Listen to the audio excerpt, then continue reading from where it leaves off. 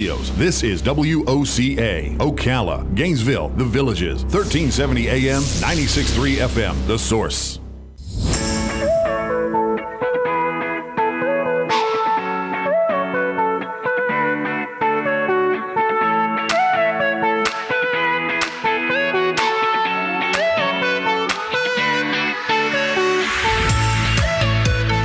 All right, 6 minutes after 9 o'clock. Not a bad-looking day, Robin. It is gorgeous. Oh, beautiful out there. Dean Foster is on the phone. I can't wait to hear what he has to tell us. He is a world culture expert. He's the host of CNN's Doing Business In series. He's the host of a podcast called Oops, Your Culture is Showing. If you're looking at our streaming thing right now, I guess that's the artwork for his show. He worked with most major Fortune 500 companies. He's a contributing editor with National Geographic and the founder of DFA Intercultural Global Solutions, and he's an author as well. He's going to talk to us about cultural etiquette when traveling abroad. Yeah, I have a bucket list, Robin, to see where my mom was born. She was born in Germany, in 1925, and I've never been there. You know, she came over here when she was 3. But I've always wanted to see what it looked like, what that must have been like, I guess I'll never know what it was like. At least I can see where it was, though, right? Oh, and, yes. And that is one of my fears. My fear is that I'm going to go over there and I'm going to say something stupid, Just don't want to do that. No. Hey, good morning, Dean. How are you? I'm fine, and thanks for having me on. A pleasure to be with you. Oh, you're welcome. Where are you right now? I'm in lovely Connecticut, actually, where it's warm and sunny and bright and lovely, actually. Do you know what's interesting, though, before we get into the abroad part of this? We have such a big country that there are cultural differences even between New England and Florida. One of them that we discovered doing this show, because Robin likes to say yes, ma'am, and no, ma'am, it's not necessarily a good thing up there, is it? No, people don't say it quite as much, but they do say it, and you're absolutely right. Everywhere around the world, not just in the U.S., but in every country has these regional differences. So when you go to Germany, and I really do hope you get a chance to get back there, because I think you'll really learn a lot about your mom. Yeah, I would like to, yeah. Go there, there's northern Germany, there's southern Germany, there's eastern, there's western, and the people in these different parts of the country are very, very different. In fact, all around the world, you have this phenomenon of a north-south divide, which is very interesting. It is interesting. And so it's not just in the U.S., it's everywhere. I wonder why that is. Is there any theories about why that happens? Well, in the pre-modern age, before all the technology that we live with, people really lived very agricultural lives. And so if you lived on one side of the mountain and you didn't have transportation to get to the other side of the mountain easily, except the donkey that you could jump on, right. Well, then you didn't really know what the people on the other side of the mountain were doing. And so people developed very different ways of living their lives. And it didn't take a lot of miles to make a very different culture. So, real quick story. I was in Quebec, Canada, French-speaking Canada, and I was with my son, and we had done our best to try to learn some French phrases. Good for you. The good thing is everybody was speaking English, so that when we stumbled, they knew exactly what to say, so it was no problem. But we were staying at a campground. And I'm from New York originally, and a guy comes in, clearly he's got that New York accent, and he walks up to the counter and says, hey, I need to get a room, or a night, whatever it was a campground. So I'm thinking, God, you couldn't have just said bonjour, you couldn't have started it with, a little bit of trying, I was a little bit embarrassed because he was from the same area I'm from. Well, you're absolutely right. I think one of the golden rules that applies everywhere is be a little bit humble. And understand that people may be seeing things a little differently from the way you do. And so try to be a good guest, because you are a guest. If you're in somebody else's home, you need to understand that they want to treat them a certain way. So absolutely, walk in and say bonjour. The same thing in Paris. The Parisians have a reputation of being kind of maybe a little arrogant toward U.S. Americans. But that's because U.S. Americans walk into a shop and they say, how much is that croissant? They don't even say bonjour. Oh, really? See, you're right. That can make such a world of difference. Wow. So are there any things that we would do that we think we're doing it right, but it's actually wrong? Well, yeah, and you have that everywhere, and it's not just with U.S. Americans. It's with anybody who doesn't understand the culture that they're going in. They often go in with the best of intentions because you don't want to make a mistake, but what happens is you wind up doing it because you don't know that what you're doing is interpreted completely differently. Like I remember a friend told the story of going into a pub in London, and you don't have to go to an exotic culture. I mean, London and the UK, similar cultures to the U.S. Mm-hmm. There's a lot of historical and language similarities, right? But they walked into a British pub in London, and it was very crowded. So in order to get the bartender's attention, he couldn't really shout to the bartender. It was very noisy. But he put up his hand, and he put up the first finger and the second finger. Oh. indicating he wanted 2 beers. And, in the U.S., it doesn't really matter if you do the V for victory sign with your palm facing inward or outward.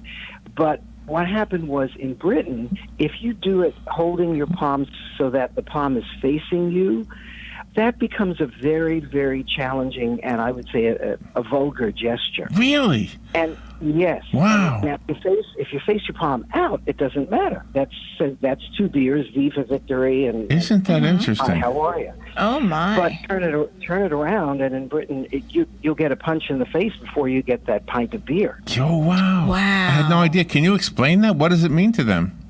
Well, what happens, a Brit told me, he said, you Yanks are so efficient, you only use 1 finger, right? Oh, that's kind of there fun. you go. So It actually goes back to the old medieval days when the French and the British were fighting with each other. And because the British had the weapon, the longbow, they needed 2 fingers to pull the string back. And so what the French would do is the first thing on the battlefield is they'd go around and try to chop people's fingers and hands off so they couldn't use the longbow. So if you put your hand up with 2 fingers, it's a sign of defiance.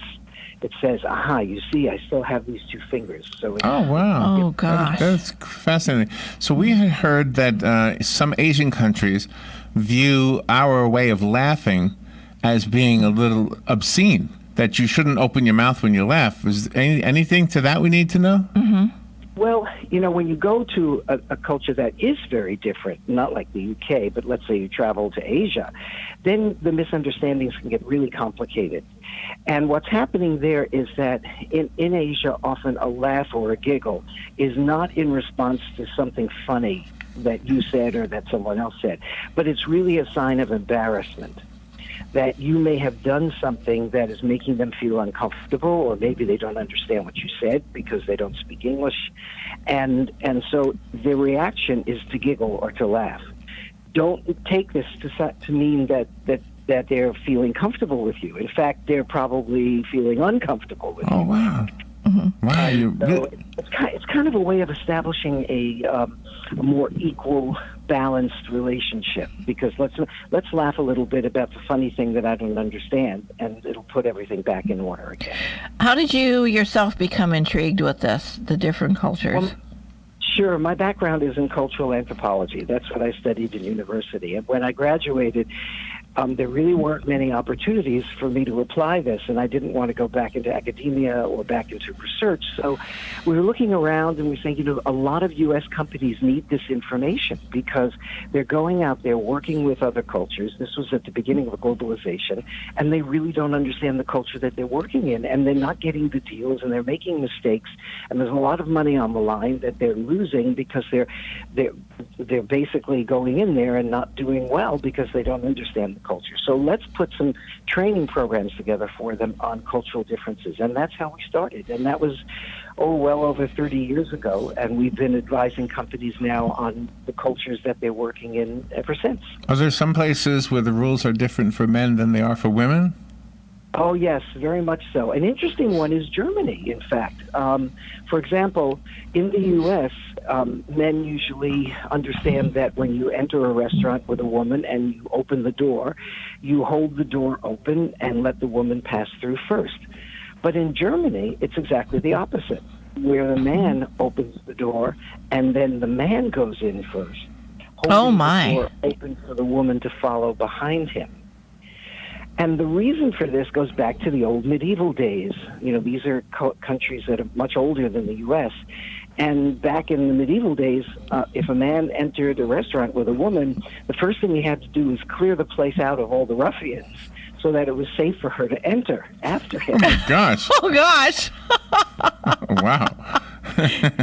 Yeah, because I do that. Like if I'm with my mom or somebody else and the door opens, inward, I'll stand by the outside and push the door open so whoever I'm with can go in first before me, because I just think that's proper etiquette. Right. Let them take care of whatever needs to be taken care of before you risk your life. That's right. Get rid of those ruffians. Tell us some of the things that we might not know or might be surprised at regarding eating or dining out. Oh, that's a whole topic that we could talk about, because country by country, there's all sorts of differences. I remember one time I was in Tokyo, and it was noontime, I walked into a noodle shop. A lot of the office workers were out there having lunch. And I opened the door and stepped into this room, and all I heard was a torrent of slurping. And I was remembering, when I was growing up, my mom said, chew with your mouth closed and don't make noise when you eat. And yet here in Tokyo, everyone was slurping their noodles, because in Japan, they believe that slurping makes the noodles taste better. So slurp away. So when they come here, though... Yeah, the Japanese restaurants. Like, for example, I was on the High Line in New York City, right? And there were these two really cute Japanese girls trying to take a picture of me and my son. And I said, look, they want to get a picture of Americans. I said, come on, you can pose with us. So I told my son, put your arm around him. So they were giggling. Now, I understand what you just told me. They weren't thinking it was funny. They were embarrassed. They were a little bit embarrassed because Japan, like many Asian cultures, is traditionally a non-touching culture. So with strangers... Oh, no. What you do is you do not touch. That's something that happens after you go out and have some drinks and get to know each other. Mm-hmm. Then you can get very physical. But before that happens, just like meeting somebody to take a picture on the street, it's non-touching. And so they were probably a little embarrassed about that. But did I violate an etiquette rule if they were in my country, though? Because we do that all the time here. We say, take a picture. We put our arm around somebody, right? Mm-hmm. Right.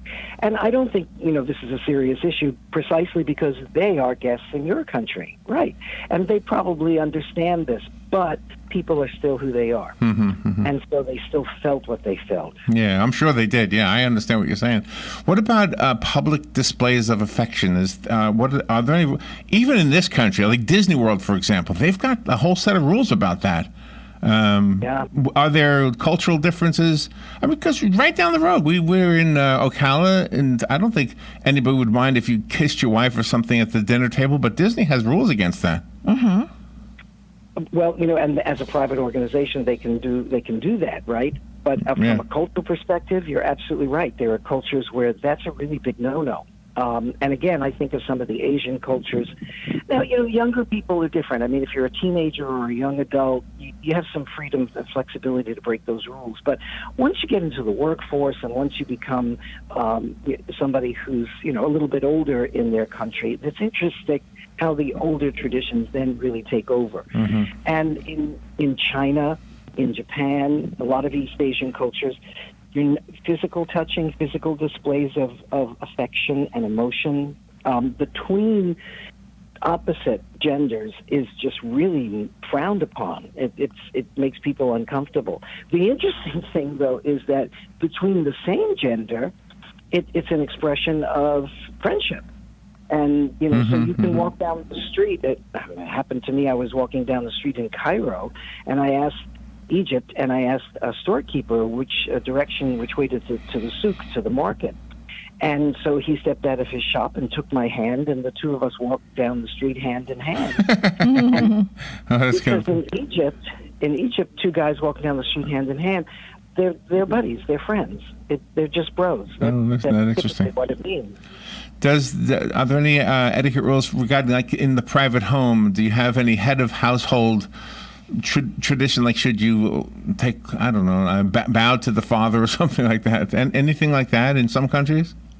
Well, in some cultures, the nuclear family, the roles in the nuclear family are much more well-defined than they are here. So yes, it may be a patriarchal culture where the father is in charge of everything, or maybe a matriarchal culture where it's just the opposite. As a guest, though, you're probably not going to need to be too concerned about these things because they're going to want to host you and make you feel comfortable. But to know that those differences exist, yes, that could be very helpful. We are. I wanted to find out if there's actually a book that you put together about this. Dean Foster is our guest. He does podcasts. He does a lot of appearances on some of the big things like CNN. Do you? I know your podcast is Oops, Your Culture is Showing, right? Is that right? Right, exactly. And we talk about all these differences, and we have a lot of fun with it because cultural differences can be very fascinating. So we share the differences that we've all experienced, culture by culture. So yes, tune in to Oops, Your Culture Showing. But you can also take a look at deanfosterglobal.com, which is my website, and you'll see my 5 books. And I wrote a series of books called the Global Etiquette Guides. And there's a Global Etiquette Guide to Europe, a Global Etiquette Guide to Asia, Global Etiquette Guide to Latin America, and a Global Etiquette Guide to Africa and the Middle East.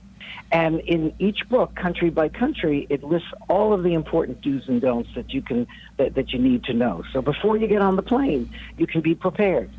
Oh, neat. So is there a general consensus, I guess, among us, because the world has changed? I mean, social media has kind of made it all smaller.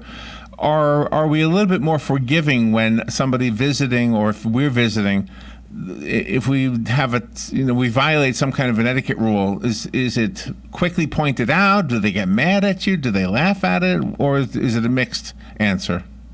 I think it depends on how they feel about you.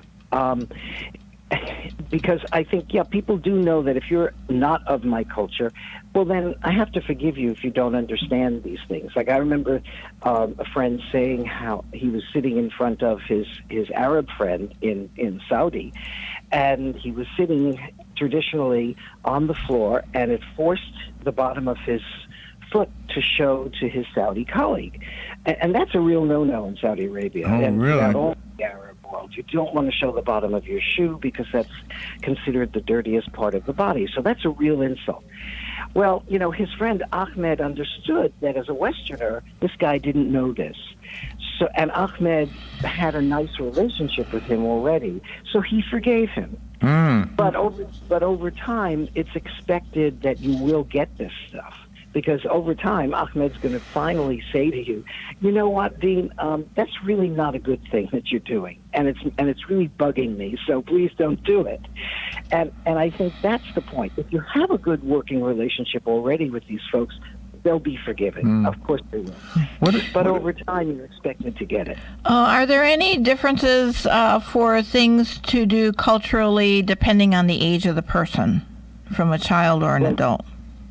Yes, and age differences are different, and they're viewed differently in different cultures. For example, in Korea, it's a very what we call an age-sensitive culture. So decision makers in business in Korea, for example, will typically be older men. And I remember a Korean friend of mine telling a story where he was a young guy, and he was working in a Korean office, and every time he walked down the hall, if his boss was walking down the hall also, his boss was an older Korean man. So he was walking a little slower. And so he had to slow his gait down so that he wouldn't walk faster than his boss and then walk in front of his boss, because that would be considered really bad. Oh, wow. Well, that is interesting. And even if he finished his work in the course of the day, he couldn't go home if his boss was still in his office. He had to wait until his boss went home, and then he could go home. Because again, that would be disrespectful. I often wonder about, like, when you hear about missionaries who are their whole mission is to teach their religion to another culture. I often think, I wonder how they take that. I mean, is that sometimes? I mean, the way they presented, it's like a welcome. They can't believe they've been enlightened. But I often wonder if that was me, if somebody came over to my house from another culture and said, hey, we need to change your religion, I might be a little bit offended by it. I mean, is there anything about, like for example, wearing a cross or a Star of David. Would that be offensive to some people? Well, it might be, because you're getting into an area now where people have strong feelings about these things. In some places they don't. But if you go into certain countries, they may have strong feelings about this. And I would advise not doing that, because you're just going to get yourself into a complicated discussion, which might not go well. Oh, my gosh. Royalty is very intriguing to me. In England, whenever we see video of people presenting themselves to the Queen of England, the women curtsy, but does this happen with the royalty of other countries like Spain or Monaco, for example? The same thing? It does. I think the etiquette changes a little bit country by country. And in Europe, the etiquette is fairly mild. The protocol is not as complicated as in some other places where there's monarchies. For example, we just had the new monarch installed in Japan and also in Thailand. And there, the protocol was very complicated. If you're in front of the Thai king, for example, you have to walk backwards from the king. You cannot turn your back to him. So there's a whole series of things that are far more. Oh, wow. Gotta remember all this stuff. And does it work in reverse sometimes? Is there some kind of etiquette that royalty has to follow to the commoner? Well, I've never been in a situation where I've had to deal with a royal dealing with me, so I can't say that's true. No, I don't think they have to. Their job is to be pleasing and to be open. But I think beyond that, not very much. Well, you are so intriguing. Yeah, I love this. So if you are traveling someplace and you want to kind of get some tips on how to be proper and follow the correct etiquette for your guest country. Let's see. Our guest, Dean Foster, has 4 books I would like to recommend. One is called The Global Etiquette Guide to Europe, and then The Global Etiquette Guide to Asia, The Global Etiquette Guide to Mexico and Latin America, and The Global Etiquette Guide to Africa and the Middle East. And I found them all on his website, deanfosterglobal.com. And be sure to check out his podcast, also called "Oops, Your Culture is Showing." Well, that's a fascinating topic. So, what's the next place you're going to? Well, the next place I'll be going to actually is New Zealand, and I did some work there last year, and they invited me back to do some more. There's lots of people all over the world, lots of companies all over the world that need this cultural information, and I'm pleased that people are asking me to supply it. So I'll be traveling down there toward the end of the summer. New Zealand seems very much like America. Am I wrong about that? It looks like it. Well, it has an English tradition. When the Europeans got to New Zealand, they brought the European traditions with them, and they were, in fact, not all, but most of them were British. But, of course, there is the indigenous culture of New Zealand, which are the Maori, and they play a very significant role in the culture of New Zealand today. And there's a tension between the two, Europeans and Maori, but there's also an effort on both sides to resolve those tensions. Oh, really? Mm-hmm. Fascinating. I love this topic, Dean. Thank you for taking some time to share it with us today. Sure, it's my pleasure. And anytime we want to speak more about any of these issues, I'd be more than pleased to chat about it. We'll have to do that before we head over to Europe, Robin. I think so. Just to make sure we know everything what we've got going. All right, thank you, Dean. Larry, I hope you get back to Germany. That'll be fascinating for you. Thank you. We'll be right back.